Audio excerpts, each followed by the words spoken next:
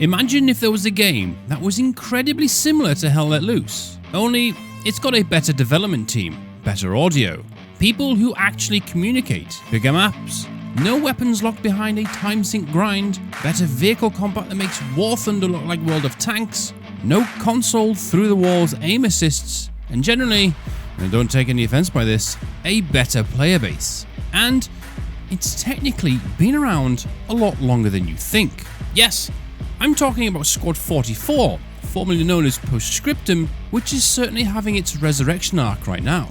And whilst the road ahead may still be long and winding for the development team, the update they dropped just a few days ago is probably the most important one they've dropped so far for both present and future, because Squad 44 now has 100 player servers. Now yes, 6 months ago this technically was a dead game, but since Offworld Industries acquired the game and then put their trust into Mercury Arts, this unexpected duo has been cooking hard, and they have fast turned Squad 44 into the most immersive World War II team-based tactical FPS game on the market. See, whilst Team 17 have been too busy fumbling the ball with Hell Let Loose after they acquired the game, it's been nothing but constant community outcry over various changes and development decisions, horrendous trailers and marketing, a constant decline in performance, and just poor update after poor update, which shows how disconnected the dev team is from their player base. Now don't get me wrong, Hell Let Loose is extremely well polished, it was very well optimized,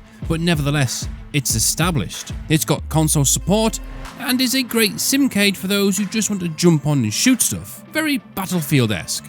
But all of that was built up under their old development team, Black Matter. And as many of you know, now, whenever you join a game, you can probably count on one hand the amount of times a squad leader has spoken to you. In fact, I bet squad lead has been dumped on you more times than not. And because 99% of the people you play with don't talk or even help out, the game just feels soulless and dull these days. The fact that there's a medic role, but no incentive for people to wait for medics because there's no punishment for dying, kind of pushes my point. In Squad, I always recommend new players to go for the medic class. Not just because shooting is your second duty, but it's mainly because as a medic, everybody on your team loves you. Everyone speaks to you and is grateful for the help that you give. It's the perfect icebreaker. And that just instills you with confidence, and that's what makes you want to keep playing. Well, guess what? It's the same in Squad 44. And this is the thing, this is why Squad 44 has just got so much more potential, and frankly, they've got Hell Let Loose by the bollocks. Yeah, okay, right now there's only between 8 and 14 servers that are full at any one time, but every month, every update, every hotfix, that's been increasing. And when you do get into a game, now with these 100 player servers, you soon forget about the total player count of the game, because once on the battlefield, it's relentless. There's pretty much constant action.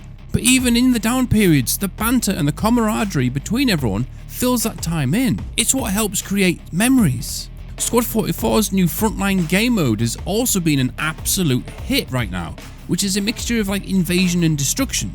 Basically, you have one attacking team, one defending team.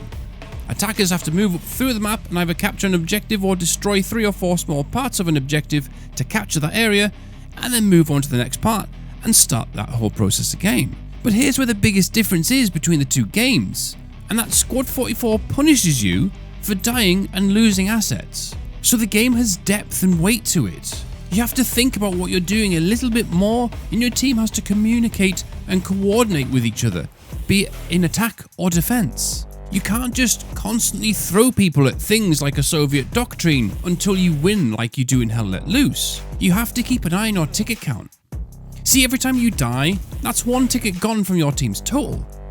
Now that doesn't sound like much, but over the course of a game, that's generally where 70% of your team's ticket goes. And remember, what I was saying about the medic class is pretty much useless in Hell Let Loose, but it's incredibly important here. This is why. Over the course of a game, if your medics revive 100 people, that's 100 tickets saved. That can literally be the deciding factor as to your team winning or not. But here's the next neat feature. It's not just the medics who can revive you. Anyone can, as everyone spawns in with 1 medical syringe. So you as a rifleman or anti-tank can pay it forward by reviving your squad's medic or someone else's squad leader. Squad 44 has recently added a few maps and factions too. There's always been the usual suspects with Germany, France and Great Britain, but there's also Poland, Australia, New Zealand and the Greeks. However, it doesn't stop there, as there's been quite a few leaks pointing towards a new Pacific theatre in the future as well. So there's clearly a long-term plan in place for development for future content. Don't get me wrong, Squad 44 isn't perfect. I have some serious personal gripes with the game, like I do with many others. The UI is certainly dated and clunky, and some of the old layers on some maps set by the old team are horrendously unbalanced. But that's stuff that can be easily fixed. The radio filter being missing over the in-game communication system is something I do wish they would hurry up and fix, and preferably implement the ability to split the audio left and right for squad comms and command comms, like you can currently in Squad. It seems like such a small thing, but trust me, as a squad leader, it's an important feature to have, because it helps you distinguish who's speaking to you. And I'd also like to see the squad list come into the UI as well. Also, just rip it from Squad, but it makes it so much easier as a squad leader to A, see who is in my squad and who's talking, and B, see what class there are, and C, to see who's near me and who isn't. But my biggest pet peeve is the current suppression mechanic. It's designed to replicate you flinching, as most people are using bolt action rifles. That's all fine and well, until someone rocks up with a machine gun and you basically look like you're having a seizure or you're a puppet from Thunderbirds. Guys, you're now seeing the worst mechanic of Squad 44, and that is the suppression. It is so bad. It is... Why am I doing this? Why am I doing this? It's dumb. It's always been dumb and always will be dumb.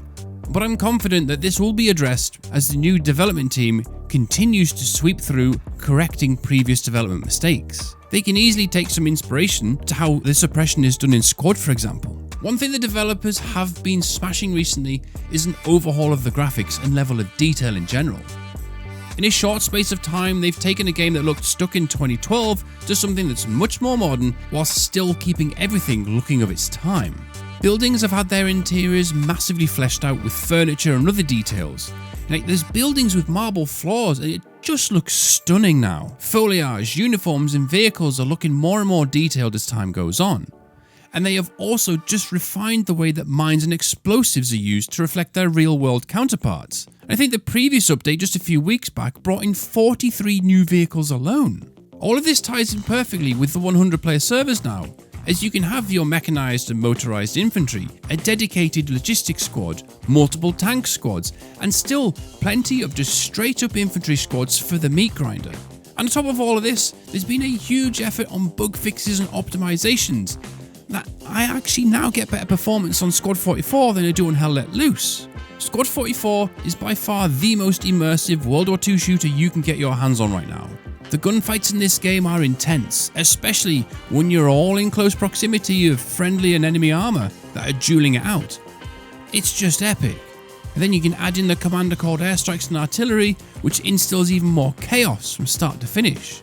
But instead of feeling like you're alone like you do in Hell Let Loose, this time you've got 49 other people beside you fighting for the same objective and goal. Don't get me wrong, not every game is a perfect picnic. You do get rough games here too, but you have so much more teamwork and cohesion than you do anywhere else. And that's what keeps people coming back, and that's why people enjoy this game so much. Offworld and Mercury Arts are cooking up a storm. If they keep up the current pace and quality, I can see Squad 44 become safely re-established by Christmas as a confidently well-populated game. It's pretty much already there. Just a few tweaks and changes on things and the game will be lifted to a whole other level. But they know this. This is a game I'm going to start trying to put out regular content in amongst my current squad schedule, so expect to start seeing some guides, gameplay and updates going forwards. So hit that subscribe button if you want to keep in the loop. Thank you all for watching, take care, and I'll catch you in my next video. Good night.